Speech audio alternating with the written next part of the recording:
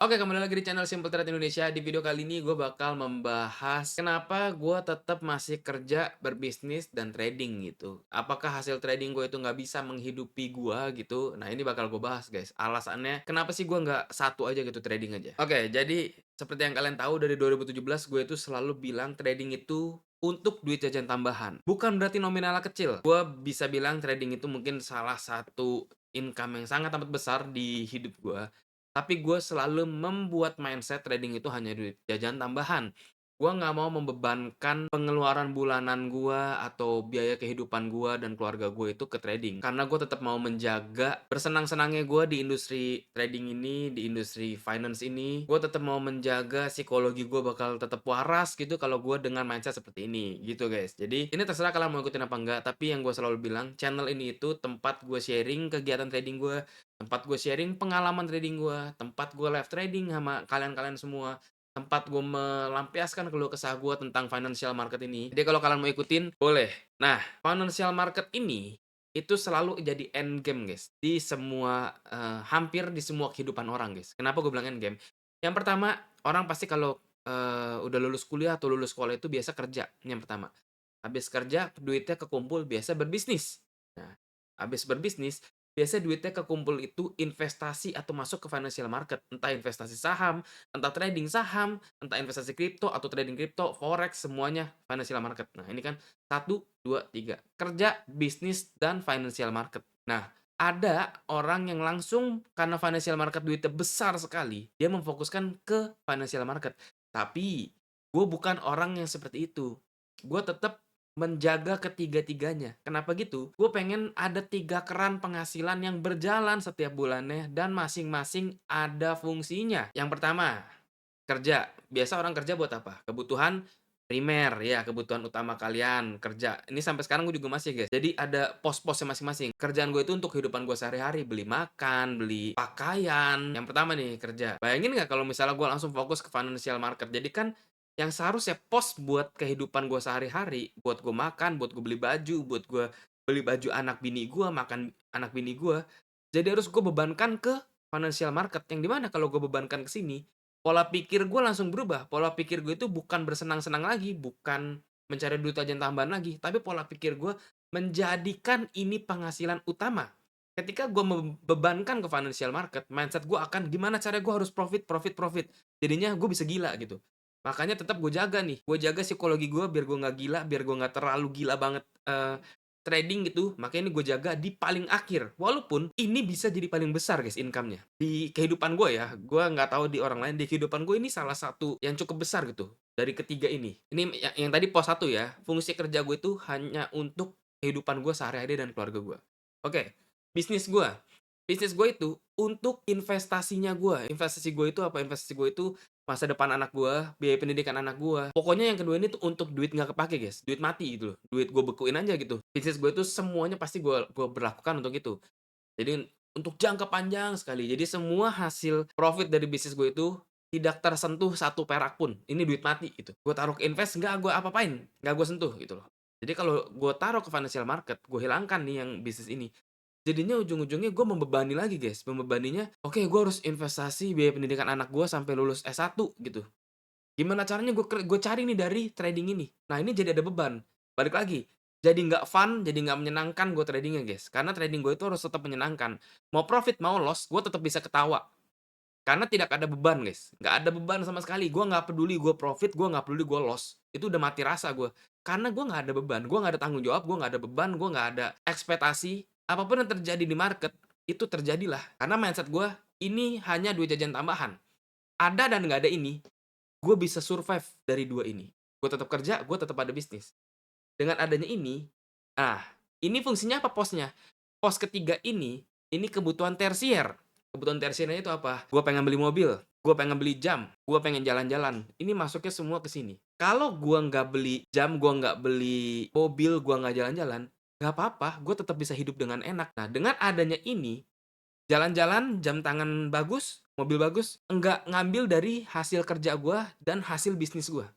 Ini udah ada posnya masing-masing. Untuk investasi masa depan anak gue, dan untuk kehidupan sehari-hari keluarga gue. Trading, Untuk kebutuhan tersier yang kalau nggak ada pun nggak apa-apa. Misalnya dalam 1 bulan gue lagi posisinya dikit banget dan hasilnya nggak maksimal gitu, nggak bisa beli jam, nggak apa-apa, nggak mempengaruhi ke kehidupan gue. Makanya tidak ada ekspektasi, tidak ada tanggung jawab. Itu enak banget, guys. Nah, channel ini biar bikin kalian melek, kalau misalnya kalian mau masuk ke industri trading ini, jangan dijadikan ini penghasilan utama. "Bang, tapi kan tetap ada Bang, orang yang trading for living." Betul, ada. Tapi ini orang trading for living-nya sudah ada capital yang gede. Jadi kalau kalian mau perlakukan cara gue, scalping for living itu tersier, guys. Gue selalu bilang gue scalping for living, sangat bisa gue trading for living, penghasilan dari trading gue sangat bisa untuk gue meng-cover ini dua. Tapi jauh, jauh, jauh tidak fun, guys. Jangan kasih tanggung jawab ke trading ini, jangan kasih beban ke trading ini. Lakukan trading itu biar menyenangkan. Kalian loss, kalian profit, tetap tenang, santai aja. Kalau kalian bisa taruh mindset kalian seperti gue, trading kalian jauh lebih tenang. Kalian nggak peduli hasil akhirnya kayak gimana, kalian nggak peduli. Kalian analisa, open posisi, market yang menjawab.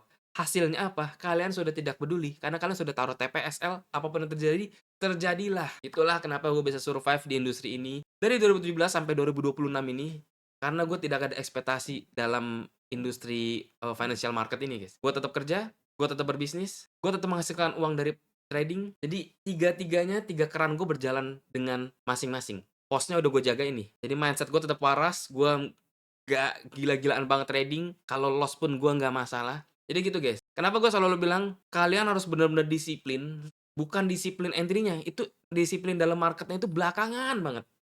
Disiplinnya ininya dulu nih, sebelum kalian terjun ke marketnya dulu, kalian udah ngerti nih, kalau misalnya kalian kerja, sisihkan berapa persen untuk investasi jangka panjang, sisihkan berapa persen lagi untuk memutarkan uang secara aktif di financial market ini. Kalau kalian dari yang kecil ini aja udah disiplin, bayangin ketika capital kalian makin besar, jenjang karir kalian kan panjang tuh. Kalian ada kenaikan jabatan gitu, dari yang 5 juta jadi 10 juta. Nah, 10 juta jangan dinaikin lifestyle-nya. Naikinnya ke 2 dan 3 ini. Wah, kalau kalian bisa terus setiap naik jabatan gajinya naik, kalian berlakukan terus, ketemu sama gue 10 tahun lagi, kita duduk bareng, pembahasan kita udah langsung berbeda, guys. Kalian udah punya mindset yang kayak gue, hidup di dalam mimpi kalian itu sangat menyenangkan.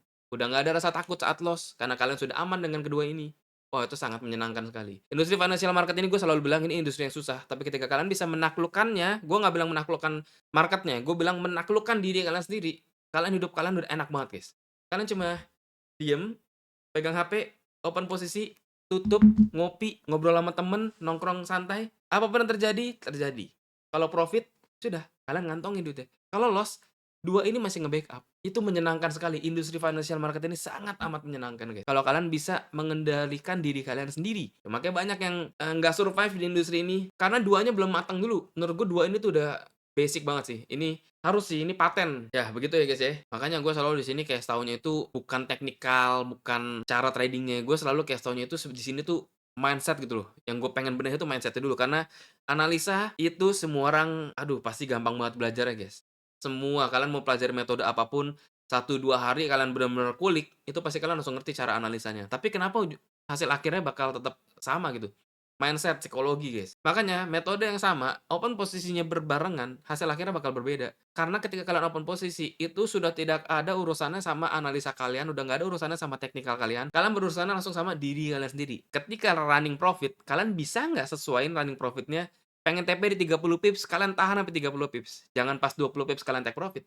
Bisa nggak kalau SL 30 pips, ketika udah floating loss 20 pips, kalian tetap stay di SL 30 pips. Nggak kalian pindah-pindahin SL-nya. Bisa nggak kayak gitu?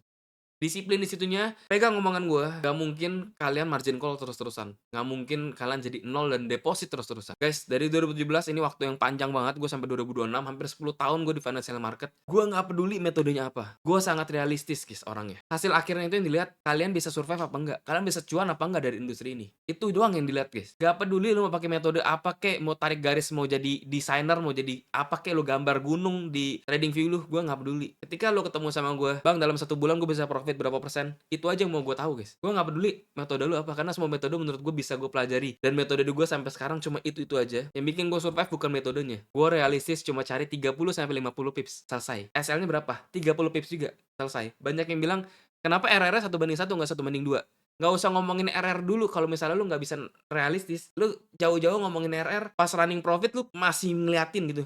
Gue udah nggak di tahap itu, gue taruh 1/1, TPSL gue close, gue nongkrong. Kalau lu RR lu 1/2 tapi lu masih liatin, lu masih takut artinya, lu masih takut ini harga bisa bergerak lawan arah dari yang lu analisa. Berarti RR lu itu begayaan doang 1/2. Come on, realistis aja.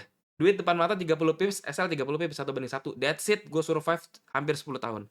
Udah, gua nggak pusing kalau SL ya udah, kalau TP ya udah. Ya jadi di sini gua pengen kasih tahu, jangan belajar banyak metode, nggak usah dengerin omongan orang, "Ya masa RR 1/1, ya masa cuma 30 pips di take profit." Nggak usah dengerin itu. Buktiinnya dengan cara lu 30 pips konsisten ya, ini ngomongnya konsisten, disiplin tuh orang yang ngomongin lu, pasti bisa lu bungkam dengan lu buktiin 30 pips 30 pips. Guys, ini 10 tahun gue di sini, gue dengan cara itu.